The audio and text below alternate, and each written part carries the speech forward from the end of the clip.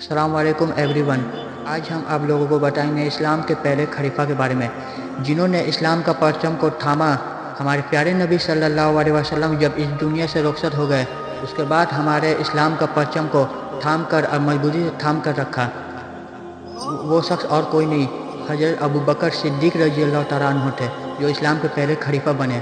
چلیے بنا دیری کیے ہوئے ویڈیو کو اسٹارٹ کرتے ہیں اور اسلام کے پہلے خلیفہ کے بارے میں جانتے ہیں۔ ہمارے پیارے نبی صلی اللہ علیہ وسلم کی شادی حضرت خدیجہ رضی اللہ تعالیٰ عنہ سے ہوئی تھی۔ حضرت خدیجہ رضی اللہ تعالیٰ عنہ مکہ کی سب سے امیر عورت تھی اور اس کا بزنس مکہ سے لے کر سیریا تک پھیلا ہوا تھا۔ ہمارے پیارے نبی صلی اللہ علیہ وسلم کی شادی ہو جانے کے بعد حضرت خدیجہ رضی اللہ تعالیٰ عنہ کا جتنا بھی بزنس تھا ہمارے پیارے نبی صلی اللہ علیہ وسلم سنبھالنے لگے تھے۔ ہمارے نبی کی ملاقات ایک شخص سے ہوئی، اس شخص کا نام تھا عبد الکعبہ، جو اسلام میں داخل ہو جانے کے بعد ان کا نام ہو گیا حضرت ابوبکر صدیق رضی اللہ تعالیٰ عنہ۔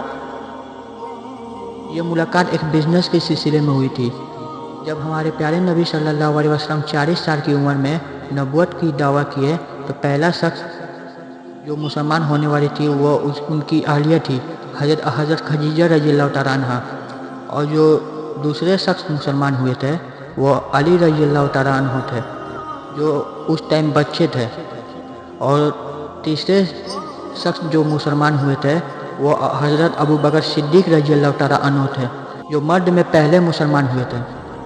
جب ہمارے پیارے نبی اس دنیا سے پردہ کر گئے تو پورے مکہ کی گلیوں میں غم کا پہاڑ ٹوٹ گیا، سب رونے لگے۔ اتنے میں حضرت عمر رضی اللہ تعالیٰ عنہ آئے اور اپنے تلوار نکالے اور کہا کہ ہمارے پیارے نبی اپنے رب سے ملاقات کرنے کے لیے عرض پر گئے ہیں اور پھر واپس آ جائیں گے، جیسے موسیٰ علیہ السلام اپنے رب سے ملاقات کرنے کے لیے عرض پر گئے تھے۔ بس اتنے میں ہی حضرت ابوبکر صدیق رضی اللہ تعالیٰ عنہ آئے اور مکہ کے ممبر پر کھڑا ہو کر کہے کہ ہمارے پیارے نبی صلی اللہ علیہ وسلم اس دنیا سے پردہ کر گئے۔ یہ سن کر حضرت عمر رضی اللہ تعالیٰ عنہ جو پتھر کی طرح فولاد تھے وہ زمین پر بیٹھ گئے اور ان کی آنکھوں میں آنسو بھر گیا۔ اتنے میں ہی ابوبکر صدیق رضی اللہ تعالیٰ عنہ کو پتہ چلا کہ کچھ انصار لوگ بیٹھ کر میٹنگ کر رہے ہیں اور اپنا سردار چن رہے ہیں۔ فوراً ہی حضرت عمر رضی اللہ تعالیٰ عنہ کو لے کر حضرت ابوبکر صدیق رضی اللہ تعالیٰ عنہ اس انصار کے میٹنگ میں چلے گئے۔ حضرت ابوبکر صدیق رضی اللہ تعالیٰ عنہ نے کہا کہ ہمارے پیارے نبی قریش قبیلہ سے تعلق رکھتے تھے، اسی لیے جو بھی سردار بنے گا قریش قبیلہ کا ہی بنے گا۔ تو اس میٹنگ میں صرف 2 لوگ ایسے تھے جو قریش قبیلہ سے تعلق رکھتے تھے، پہلا حضرت ابوبکر صدیق رضی اللہ تعالیٰ عنہ اور دوسرا عمر رضی اللہ تعالیٰ عنہ۔ تو اس میٹنگ میں مشورہ ہوا تو سب نے حضرت عمر رضی اللہ تعالیٰ عنہ کو چنا خلیفہ، لیکن حضرت عمر رضی اللہ تعالیٰ عنہ نے حضرت ابوبکر صدیق رضی اللہ تعالیٰ عنہ کو چنا پہلا خلیفہ۔ اسی طرح حضرت ابوبکر صدیق رضی اللہ تعالیٰ عنہ اسلام کے پہلا خلیفہ بنے۔ وہی ایک طرف علی رضی اللہ تعالیٰ عنہ ہمارے پیارے نبی صلی اللہ علیہ وسلم کے تسمین میں بزی تھے، اس لیے وہ میٹنگ میں نہیں آ پائے تھے۔ تو ان کو پتہ چلا کہ اسلام کا پہلا خلیفہ حضرت ابوبکر صدیق رضی اللہ تعالیٰ عنہ بنے تو وہ ناراض ہوئے، کیونکہ ان کا کہنا تھا کہ اتنا بڑا فیصلہ بنا ہمارے پیارے نبی کے خاندان کو لیے ہوئے کیا گیا۔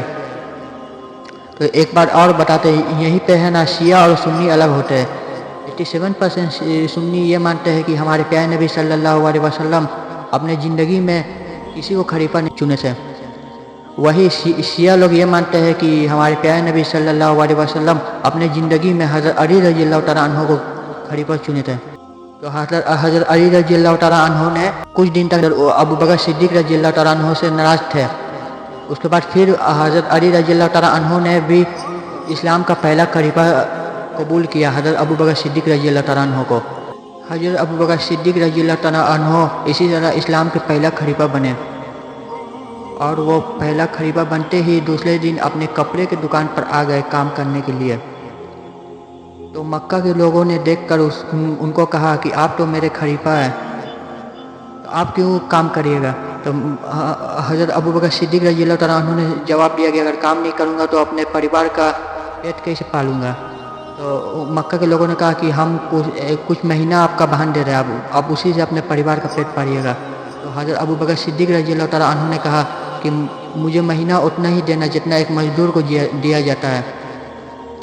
تو مکہ کے لوگوں نے حیران ہو کر پوچھا کہ وہ تو بہت کم مہینہ مزدور کو دیا جاتا ہے۔